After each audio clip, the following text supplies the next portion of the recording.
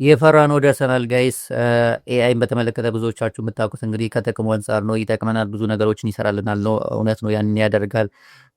ከዚህ በፊት ብዙ ነገሮች ሲባሉ ነበሩ ኤአይ ሴፍቲን በተመለከተ። ሰሞኑ እንግዲህ አይታችሁ ከሆነ ዜና እና አንትሮፒክም እና ሌሎች ኤአይ ካምፓኒዎች ቶፕ የሚባሉት ተሰባስበው ፒቲሽን እያስገቡ ነው ለኮንግረሱ ማለት ነው። ኤአይ ዲቨሎፕመንትን ኮዝ እና ለጊዜው እናቁም እያሉ ይገኛሉ። ይህም ደግሞ እንግዲህ የሆነው በጣም ዲቨሎፕመንታቸው ከሚፈለገው በላይ ሌቭሉ እያደገና ኢቭን ለሰው ልጅ ለመኖር ዋስትና የማይሰጥበት ደረጃ ላይ እየደረሰ ስለሆነ ነው። እና ከዚህ በፊት እንግዲህ ብዙዎቹ ተቃዋሚ የሚባሉት ናቸው።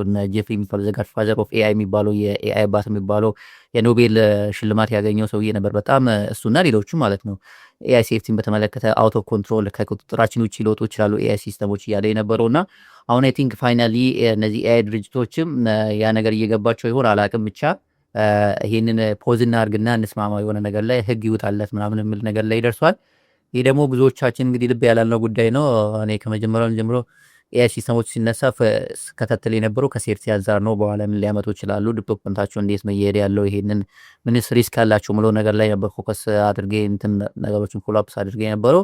አሁን ወደዛ ይሄዷል እና እንግዲህ ብዙዎቻችሁም ልብ እንድትሉ ፈልጋለሁ። ኤአይ ሴፍቲን በኋላ ሊያመጡ የሚችሉት እነ ሲንጉላሪቲ የሚባሉ አሉ። ኤጂአይ አርቲፊሻል ጀነራል ኢንቴሊጀንስ በሁሉም ነገር ኬፕብል የሆነና ከሰው ልጅ የበለጠ ኤአይ ሲስተም እየተሰራና ሬሱ ራሱ ቅድም ምንድነው ፉክክሩ ራሱ ያንን ዊልድ ማድረግ ላይ ፎከስ ያደረገ ነው እና በካምፓኒዎች እና በሀገራት መካከል በተለይ በቻይና እና በአሜሪካ መካከል ኮምፒቲሽኑን ወደዛ ነው በድናኩሽ ሲደረግ የነበረው። ይሄ ደግሞ ኤግዚስቴንሻል ትሬት ያመጣል ነበር ሲባል የነበረው በባለሙያዎች ዘንድ ማለት ነው።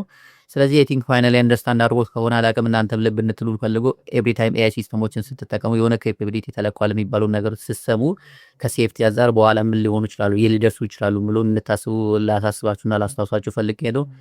ለነዚህ ኤአይ እና እነዚህ ኤመርጂንግ ቴክኖሎጂ በተመለከተ አፕዴቶችን እና ጥሩ መረጃዎች ሳይንቲፊክ ፔፐሮችን ሪቪው ያደረግኩኝ ኖት አደርጋችኋለሁ። ፎሎ እንድታደርጉኝ ጠይቃችኋለሁ። ቴንክ ዩ